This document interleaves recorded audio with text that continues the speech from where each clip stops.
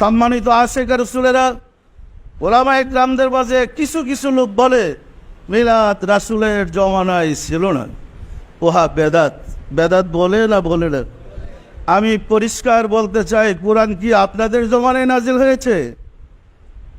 রাসূলের জমানায়। কোরআন কি আপনাদের কাছে নাজিল হয়েছে না রাসূলের কাছে? পবিত্র কোরআনে আল্লাহ বলেন,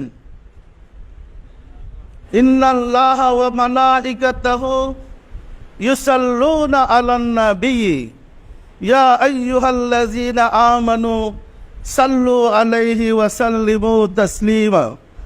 ইহা কি কোরআনের আয়াত? এটা কি দেওয়ানবাগীর কাছে নাজিল হয়েছে না রাসূলের কাছে? এর অনুবাদ এইরকম, আল্লাহ বলেন, নিশ্চয়ই আমি আল্লাহ এবং আমার ফেরেশতারা রাসূলের প্রতি দুরূদ পড়ি। হে বিশ্বাসী বান্দাগণ, তোমরা রাসূলের উপর দুরূদ পড়ো এবং শ্রদ্ধার সাথে সালাম পেশ করো। ব্যাখ্যা করলে কতটা আরো পরিষ্কার এইভাবে হবে, আল্লাহ বলে নাই আমি নামাজ পড়ি, আমার ফেরেশতারা নামাজ পড়ে, বিশ্বাসীরা তোমরা নামাজ পড়ো। আল্লাহ বলে নাই আমি হজ করি, আমার ফেরেশতারা হজ করে, বিশ্বাসীরা তোমরা হজ করো। আল্লাহ বলে নাই আমি যাকাত দেই, আমার ফেরেশতারা যাকাত দেয়, বিশ্বাসীরা তোমরা যাকাত দাও। আল্লাহ বলে নাই আমি রোজা রাখি, আমার ফেরেশতারা রোজা রাখে, বিশ্বাসীরা তোমরা রোজা রাখো। আল্লাহ বলে নাই আমি কালমা পড়ি, আমার ফেরেশতারা কালমা পড়ে, বিশ্বাসীরা তোমরা কালমা পড়ো। বলেছে কোথাও? কিন্তু আল্লাহ বলেন আমি দুরূদ পড়ি, আমার ফেরেশতারা দুরূদ পড়ে, বিশ্বাসীরা তোমরা আমার হাবিবের প্রতি দুরূদ পড়ো এবং শ্রদ্ধার সাথে সালাম পেশ করো। এখন বলেন, শ্রদ্ধার সাথে রাসূলের প্রতি দুরূদ পড়ার এবং শ্রদ্ধার সাথে সালাম পেশ করার অনুষ্ঠান মিলাদ ছাড়া আর কোনো অনুষ্ঠানে আছে?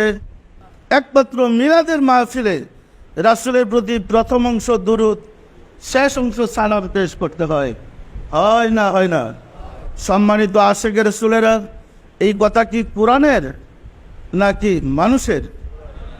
আল্লাহ যে বললেন আমি নিজে আমার ফেরেশতারা রাসূলের প্রতি দুরূদ পড়ি, বিশ্বাসীরা তোমরা রাসূলের প্রতি দুরূদ পড়ো এবং শ্রদ্ধার সাথে সালাম পড়ো। তো দুরূদ পড়া, শ্রদ্ধার সাথে সালাম পেশ করা মিলাদ ছাড়া আর কোনো অনুষ্ঠানে আছে? তাহলে এই অনুষ্ঠানের ফজিলত, এই অনুষ্ঠানের গুরুত্ব সবচেয়ে বেশি, বেশি না কম? যদি না বুঝি, আমি যদি ব্যাখ্যা না বুঝি, মন গড়া ব্যাখ্যা করতে চাই, দশা তো এরকমই হবে। আল্লাহ যার গুরুত্ব সবচেয়ে বেশি দিয়েছেন আমরা তাকে বলি বেদাত। তাহলে ফরজ কোনটা হবে? আল্লাহ তো সালাত কায়েম করতে বলছে, যাকাত দিতে বলছে, হজ করতে বলছে, ওইগুলো তো ফরজ।